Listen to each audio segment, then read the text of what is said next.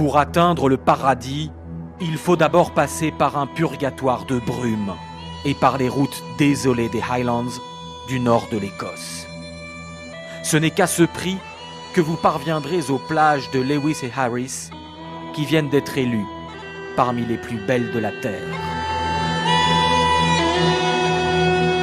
Plus longues que la Corse, mais plus étroites, plus peuplées de moutons que d'hommes, ces îles se trouvent tout au bout de l'Europe.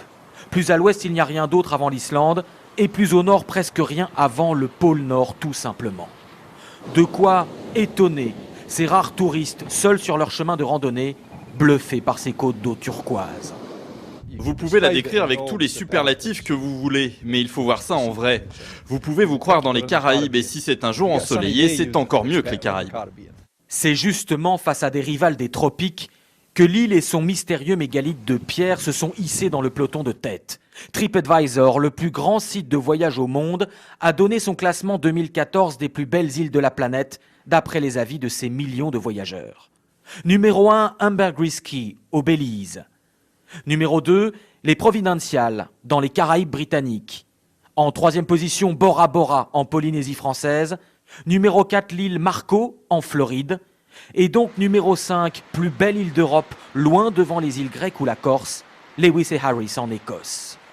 Alors c'est vrai, le soleil n'est pas brûlant et la température de l'eau atteint péniblement les 15 degrés. Mais à ce prix-là, vous serez seul sur des plages désertes de sable blanc à perte de vue.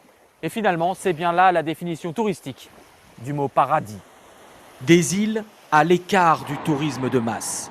Pour arriver aux Hébrides extérieures, comme ici au sud de l'archipel, il faut 5 heures de bateau ou accepter d'emprunter de petits avions qui se posent directement sur la plage. Résultat, ce petit garçon n'a aucun risque de se faire écraser ses châteaux de sable par des hordes de baigneurs. Il n'y a personne, on n'a pas à s'inquiéter, à le surveiller sans cesse, c'est incroyable. Il adore venir ici, il est totalement libre. John et Morag ont découvert l'île il y a 10 ans. Depuis, ce couple y revient se ressourcer chaque année une semaine dans ces étonnantes maisons semi-enterrées, loin de la civilisation, mais avec tout le confort. Cette île était un petit secret connu de très peu de gens. Mais si plus de touristes viennent grâce à ce classement, c'est bien pour les habitants de l'île. Enfin, tant que ça reste calme. Oui, il faudrait pas que tout le monde vienne. L'île tire aussi son classement de sa faune marine exceptionnelle. Tim Armstrong promène les quelques touristes sur son bateau de pêche et il comprend le vote des internautes, même s'il n'a pas beaucoup voyagé. C'est vrai, c'est la plus belle île d'Europe. J'ai pas vu d'autres îles, mais celle-ci, elle est sacrément belle. Ici, on voit des phoques, des baleines, des orques. Faute de cocotiers, l'île réchauffe les cœurs en étant l'un des lieux d'origine du célèbre whisky et cultive son exotisme avec l'accent réputé le plus pur d'Écosse. Écoutez bien comme il roule les airs. It's first recorded in the 14th and the 15th century in the register of the bulls in Scotland. En Écosse, on dit Ushkeve. ça se traduit par eau de vie.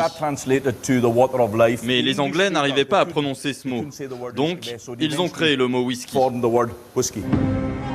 Il vous faudra maîtriser cet accent si vous souhaitez profiter de l'hospitalité écossaise durant votre séjour, car l'île est tellement prisée et il y a si peu d'hôtels qu'il faut réserver des mois à l'avance.